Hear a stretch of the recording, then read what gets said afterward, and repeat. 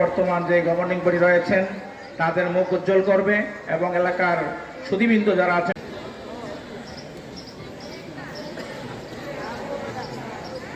নাম বলবো, আপনি নিয়ে যাবেন।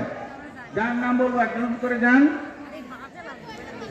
একজন দায়িত্বটা বড়, যেহেতু আপনারা হচ্ছেন তাআলা ফি কালামিল মাজিদ ওয়া ফুরকানিল হামিদ।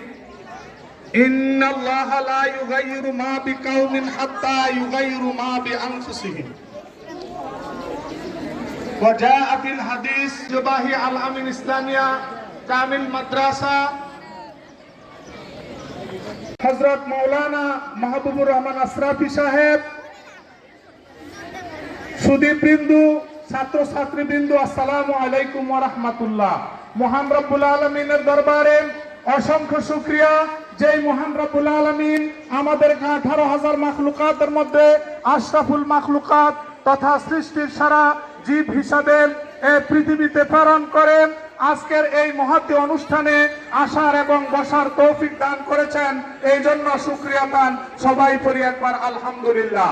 শ্রদ্ধার সাথে স্মরণ করছি দানিয়ে মাদ্রাসা, এই মাদ্রাসার প্রতিষ্ঠাতা জনাব বাংলাদেশের মহান ঘোষক, স্বাধীনতার মহান ঘোষক শহীদ প্রেসিডেন্ট জিয়াউর রহমানকে, যিনি 1971 সালে যখন এই জাতি যুদ্ধ নিয়ে একটি বিভীষিকাময় অবস্থা ভাবে হতাশাগ্রস্ত হয়েছিল, তখন তিনি জীবনের ঝুঁকি নিয়ে ব্রাক থেকে বের হয়ে এসে এমন একটি স্বাধীনতার ঘোষণা দিয়েছিলেন, যার ঘোষণাপত্রের মাধ্যমে এই জাতি দেশকে স্বাধীন করার জন্য আবাল বৃদ্ধা বনিতা যুদ্ধে ঝাঁপিয়ে পড়েছিল।